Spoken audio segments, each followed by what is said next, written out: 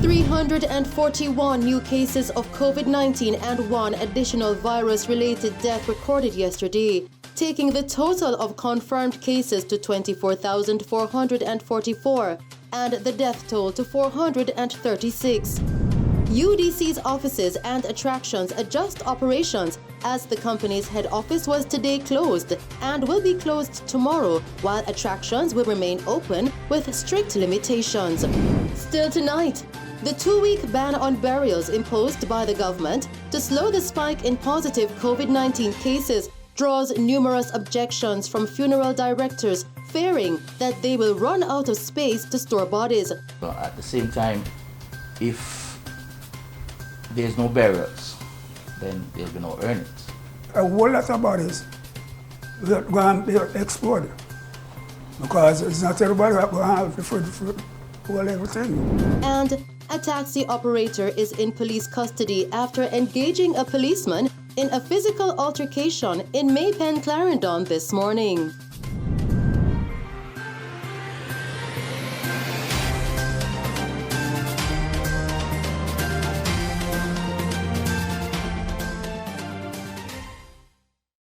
Good evening. Jamaica recorded 341 new cases of COVID-19 and an additional virus-related death yesterday, taking the total of confirmed cases now to 24,444 and the death toll to 436. According to the Ministry of Health and Wellness, the death was that of a 97-year-old woman from Kingston and St. Andrew. Now, of the 341 new cases, there were 197 females and 140 males, ranging in age from 16 days to 89 years.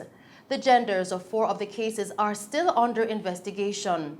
The cases were recorded in Kingston and St. Andrew with 154 cases. St. James recorded 56 cases, St. Catherine 41, St. Anne 23, Hanover 20, Trelawney 15. St. Mary recorded 10 cases, Manchester recorded 8 cases, Clarendon 7 cases, Westmoreland 4, Portland recorded 2 cases, and St. Thomas recorded 1 case. The island also recorded 124 recoveries, taking the total of recovered persons now to 13,869. In the meantime, the rollout of the island's COVID-19 vaccination program has been set back by at least a week, as the shipment of AstraZeneca vaccines expected to arrive from India today has now been rescheduled. Now, the cause of the delay is unclear, but the Health and Wellness Ministry yesterday advised that Jamaica is now expecting its first shipment of vaccines on Monday, March 8. Immunization of the targeted key population in this first phase is planned for 48 hours after the arrival of the shipment.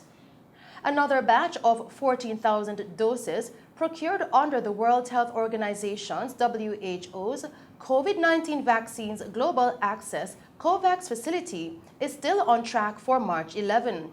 Additionally, 14,400 of a total of 124,000 doses is expected by next Thursday under the COVAX facility, as stated by the Health Ministry this week. Still making the news tonight, President of the Jamaica Teachers Association, JTA, Jasford Gabriel, has welcomed the inclusion of educators in the first batch of persons targeted for the COVID-19 vaccination, even as the entity engages in canvassing to see how many of its members will ultimately take the vaccine. An estimated 248,000 persons are targeted to receive the vaccine under Phase 1 of the SARS-CoV-2 vaccine plan between March and June of this year. Phase 1 will involve government officials, health workers, the elderly, the Jamaica Defense Force JDF, the Jamaica Constabulary Force, teachers in both the private and public spheres, and other individuals in high-contact areas. Phase 2 will involve hotel workers, those in the transportation sector, the banking sector, the agricultural sector, and the manufacturing sector, while the third phase will involve the general population. The JTA's president says while there has been general skepticism about the vaccine amongst persons from various sectors of society, the decision to put teachers in the first cohort is prudent. In the meantime, Mr. Gabriel says while he does not believe the vaccine by itself will be the cure-all, it will help stay the hand of the pandemic. Continuing with the news tonight, the 2-week ban on burials imposed by the government to slow the spike in positive COVID-19 cases has drawn numerous objections from funeral directors who fear that they will run out of space to store bodies. On Sunday, Prime Minister Andrew Holness announced the March 8 to 22 halt to funerals and burials.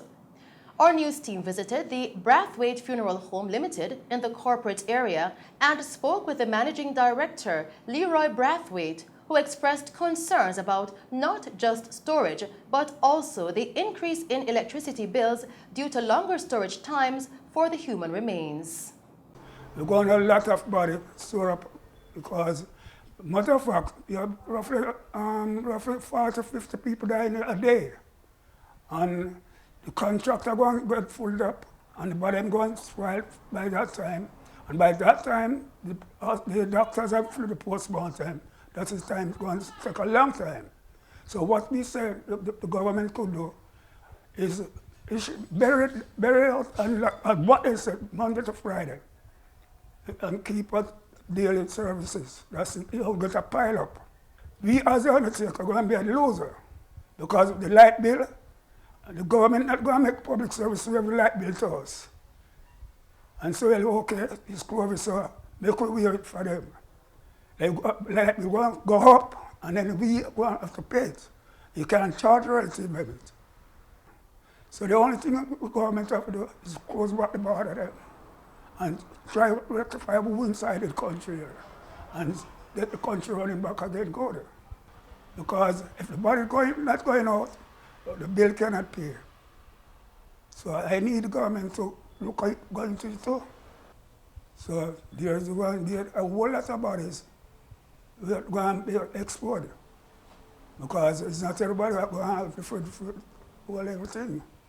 At the same time, another funeral home operator, Tommy Thompson, Chief Executive Officer, CEO at Bright Light Funeral Services and Supplies, says that he can't blame the administration as he understands that this is a means of slowing the spread of the virus. And in spite of the difficulties he is experiencing as well, he is encouraging his colleagues in the business to assist the government in containing the spread of the virus. In every sense, in a broader spectrum, it affects everybody in this business, because when you're told that you cannot operate and you cannot earn money or you cannot be there to accommodate people on a whole in terms of their moment of grief, then naturally it becomes an issue.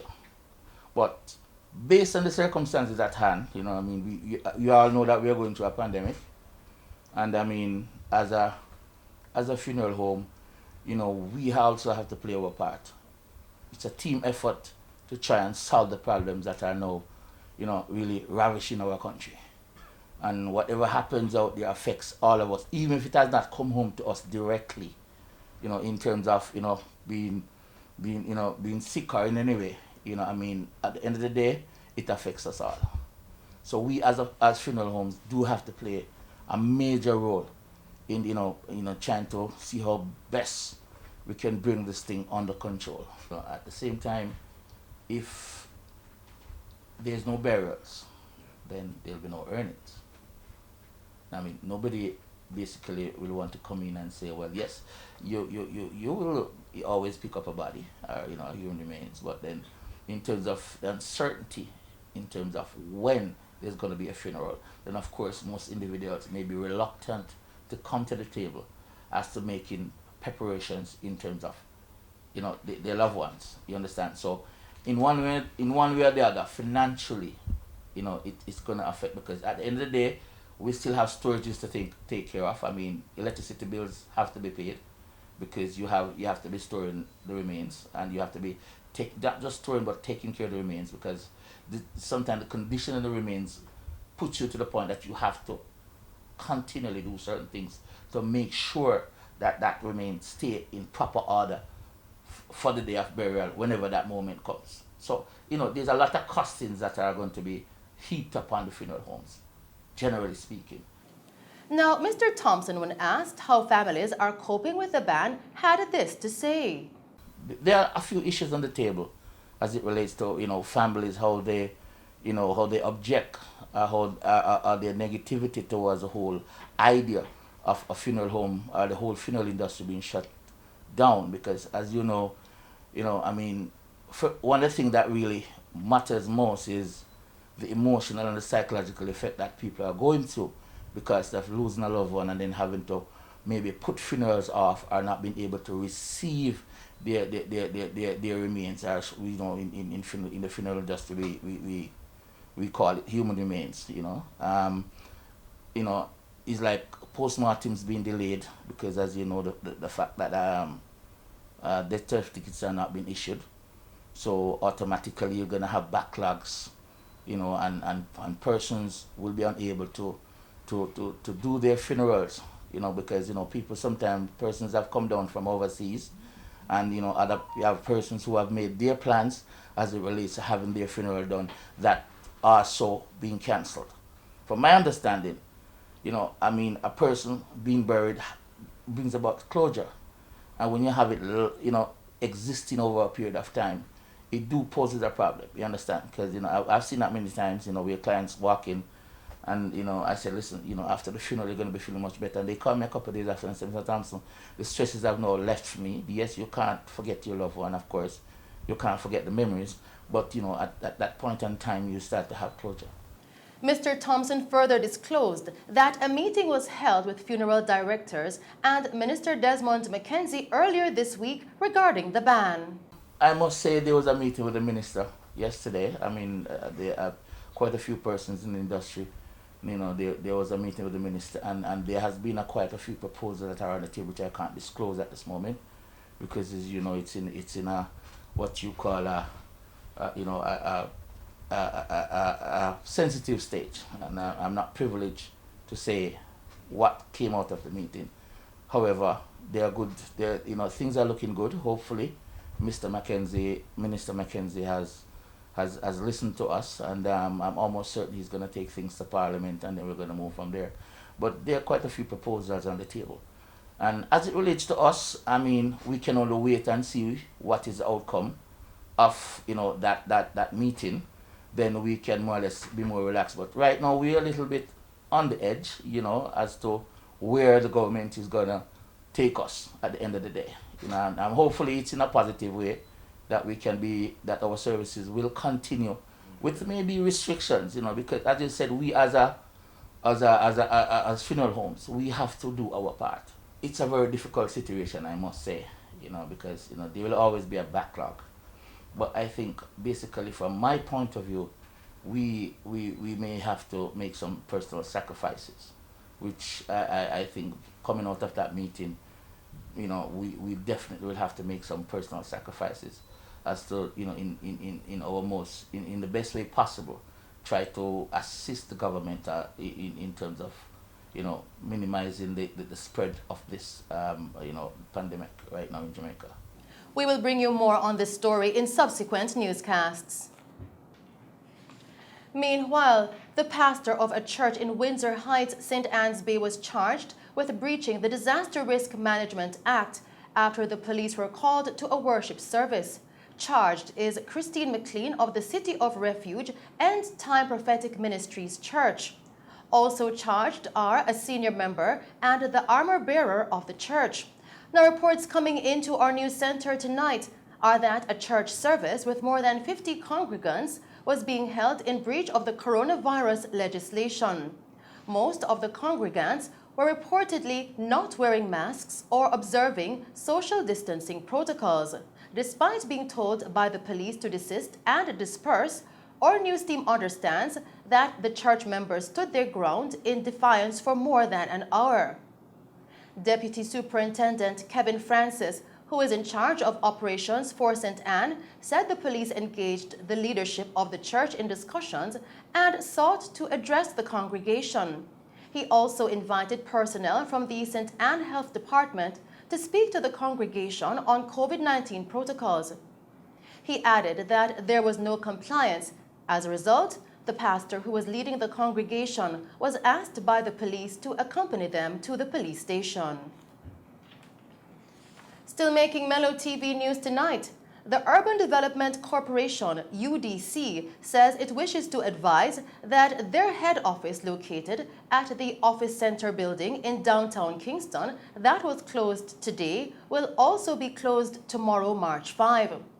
In a statement from the UDC, its head office is scheduled to reopen for business on Monday, March 8 at 8:30 a.m.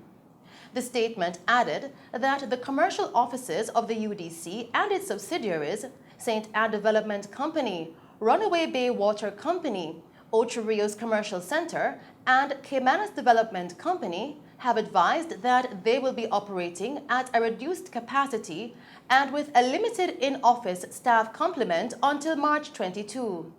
Now, this is in keeping with recent government restrictions to address the current spread of the COVID-19 virus. The UDC is also advising the public that their managed attractions will remain open for business hours between the hours of 8:30 a.m. and 4 p.m. with reduced guest capacities and strictly enforced COVID-19 protocols in keeping with the government's guidelines. UDC managed attractions that will remain open are Dunn's River Falls and Park, Turtle River Park, Green Grotto Caves and Attractions, along with Pearly Beach with reservations only in St. Anne, Reach Falls in Portland, Walter Fletcher Beach in St. James, and Long Bay Beach Park in Westmoreland.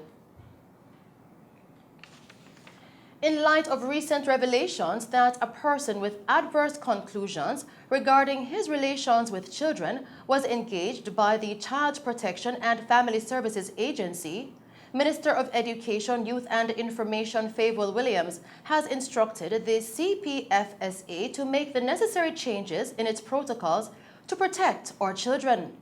The minister has instructed the CPFSA to disconnect all relations with the person in question, also to investigate any interactions with any child in state care who might have interacted with this individual to see if there are any adverse issues to be dealt with, as well as ensuring that all persons who are engaged with children under the control of the government undergo a background check. The minister has also instructed the CPFSA to direct that no person who has adverse findings against them will be allowed in the child care ecosystem and provide a full explanation as to why there was a continued relationship with this individual, despite knowledge of adverse findings against him. The minister says she has expressed her concerns to the CPFSA that such an individual could have been engaged, adding that clearly the protocols for the protection of children have not been followed. Minister Williams further instructed the CPFSA to follow these protocols strictly. Continuing with the news tonight, Tax Administration Jamaica, TAJ, is advising that all tax offices and the Stamp Duty and Transfer Tax Office will continue to operate during the period of the new COVID-19 work-from-home order, which became effective today. TAJ said the decision was made after it was determined that the critical services of TAJ cannot be provided remotely. The agency said frontline staff, supervisors, and support teams will continue to provide face-to-face and on-site service to customers. However, in keeping with the directive that persons who can conduct their functions from home or remotely in several areas considered non-critical for face-to-face operations, such as the TAJ's Customer Care Center, will continue to operate remotely. That has been taking place since the start of the pandemic. Now, in an effort to minimize the number of persons visiting the tax offices, customers are being urged to use the alternate options that are available to conduct their tax-related business instead of visiting a tax office. TAJ added that in anticipation of the additional demand on TAJ's services for tax season, a decision has been taken to temporarily operate the St. Andrew, Montego Bay, and Mandeville Revenue Service Centers, as well as the St. Anne's Bay and Savannah Lamar tax offices on Saturdays, beginning March 13 through to April 24, 2021. These will be in addition to the Portmore tax office that has resumed operations on Saturdays. Still making the news tonight, a taxi operator is now in police custody after he engaged a policeman in a physical altercation in Maypen, Clarendon this morning. A video of the incident is being circulated on social media. The video shows the policeman attempting to restrain the taxi operator before he was tripped, causing him to fall to the ground. In the video, the police officer is also seen pulling his service pistol from its holster and pointing it at the taxi operator. We will bring you more on this story in subsequent newscasts. And those are some of the stories making news. We will return with more stories as in celebration of World Obesity Day, the Heart Foundation of Jamaica, HFJ, the Ministry of Health and Wellness, the Pan American Health Organization PAHO, and partners today launched the Right to Know mass media campaign. And the Japanese government has donated medical equipment and supplies valued at approximately $260 million to support Jamaica's response to the coronavirus COVID-19 pandemic. But first, we'll take a break and then it's over to Christopher Scott with the very latest in sports.